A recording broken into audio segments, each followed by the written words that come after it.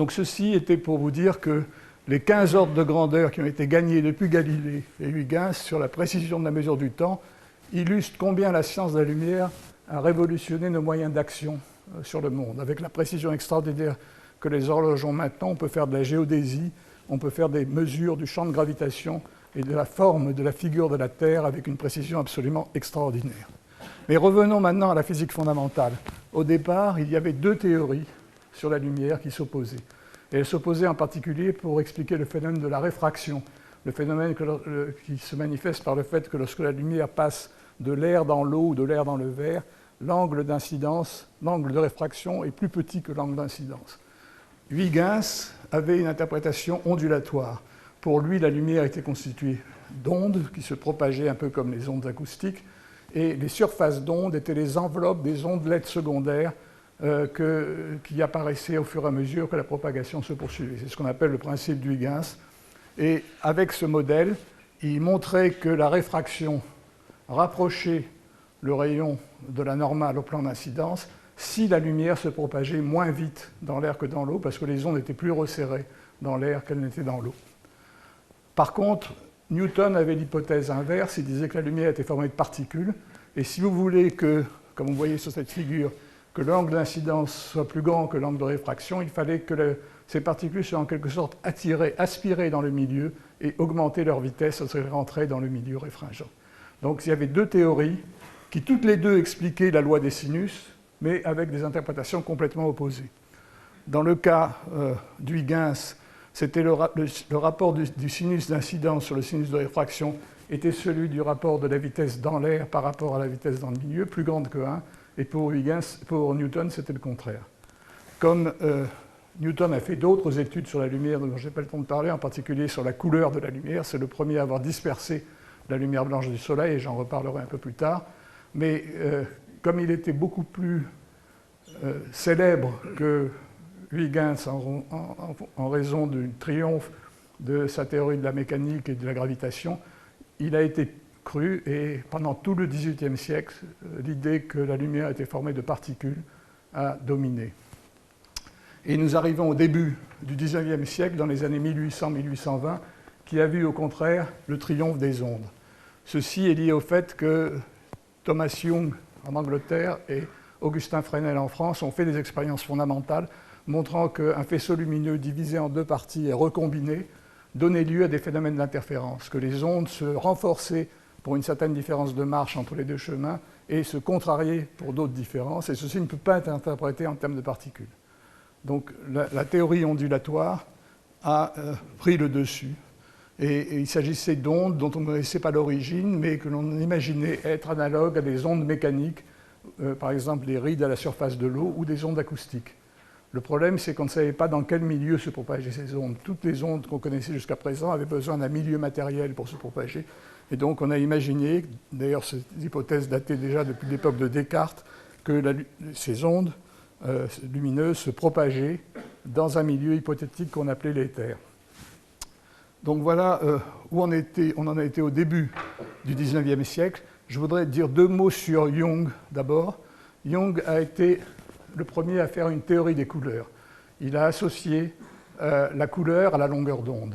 Il a montré que les différentes longueurs d'onde allant du rouge au bleu correspondaient à une longueur d'onde, la séparation entre deux pics successifs de l'ondulation qui augmentaient du bleu vers le rouge, et donc que la fréquence, au contraire, augmentait lorsqu'on passait du rouge au bleu.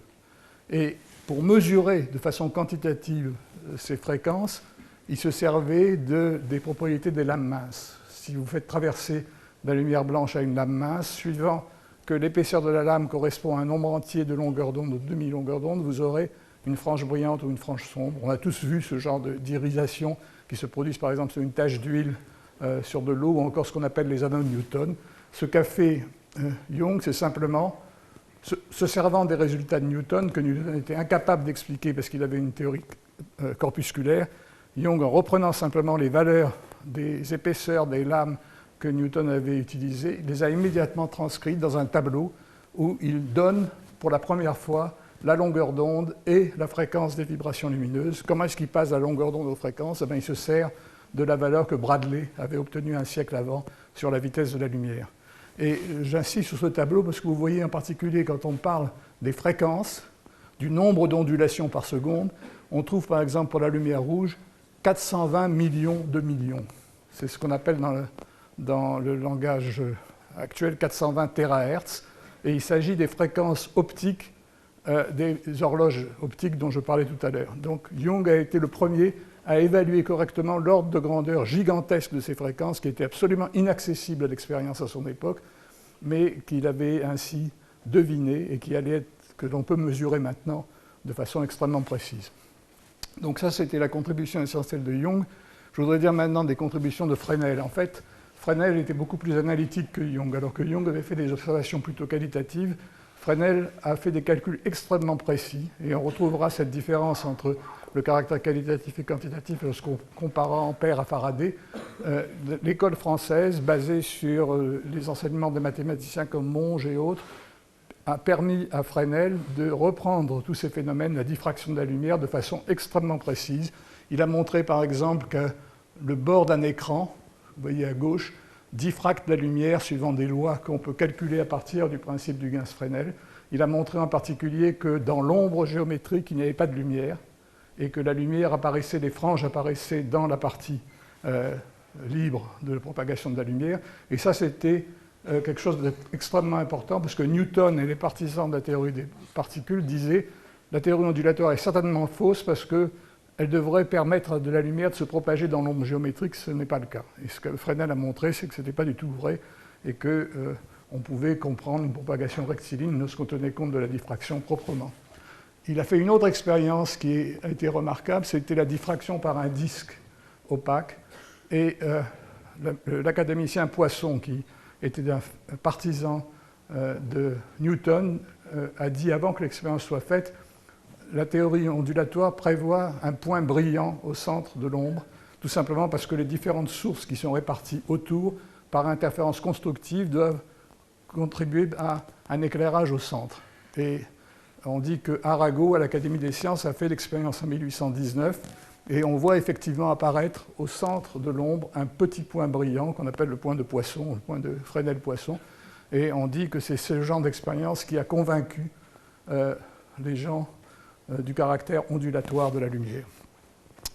En fait, Fresnel a fait bien d'autres choses. Il a également montré que cette onde était transversale, que contrairement aux ondes acoustiques qui sont longitudinales, il s'agissait d'une onde qui vibrait perpendiculairement au plan de propagation et qu'on pouvait même la faire vibrer suivant un cercle, c'est-à-dire fabriquer une polarisation circulaire de la lumière.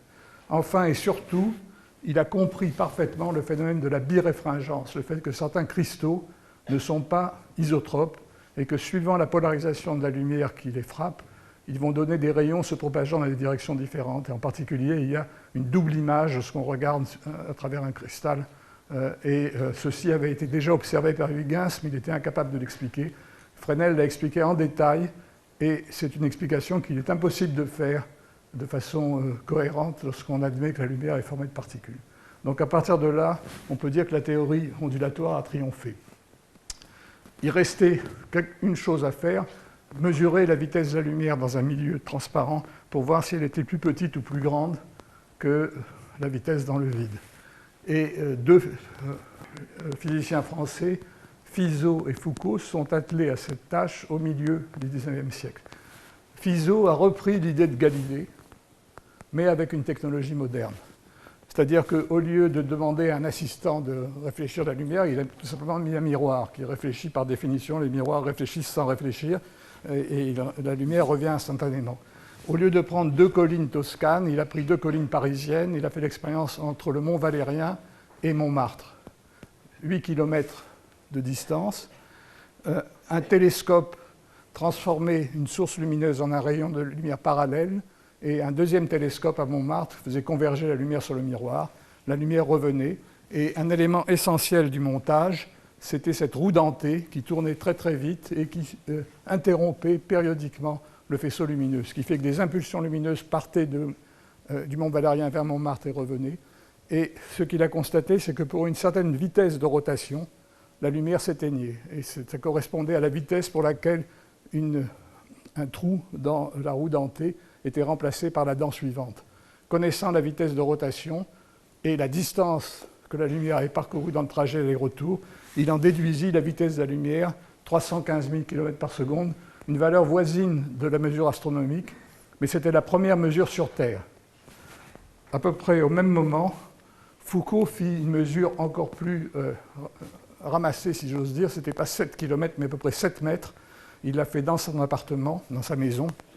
Il a remplacé dans cette expérience la roue dentée par un petit miroir tournant. Vous voyez ici le montage expérimental. La lumière d'une source arrive sur le miroir tournant et est réfléchie par le miroir tournant vers un miroir concave et revient.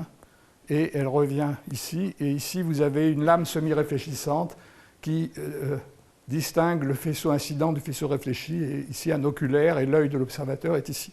Alors, ce que Foucault a remarqué, c'est que la lumière qui était réfléchie de cette façon-là était légèrement déplacée par le fait que le miroir avait eu le temps de tourner pendant le temps que la lumière faisait l'aller-retour vers le miroir concave. Et la rotation du faisceau de retour est égale, d'après les lois de l'optique, à 2 fois l'angle de rotation du miroir. Connaissant l'angle de rotation, la vitesse de rotation du miroir, il en déduisit une vitesse de la lumière. Mais ce montage est extrêmement intéressant parce qu'il permet de comparer directement la vitesse de la lumière dans l'air avec la vitesse de la lumière dans l'eau. Il suffit de symétriser le montage et dans l'une des branches d'introduire un tube contenant de l'eau.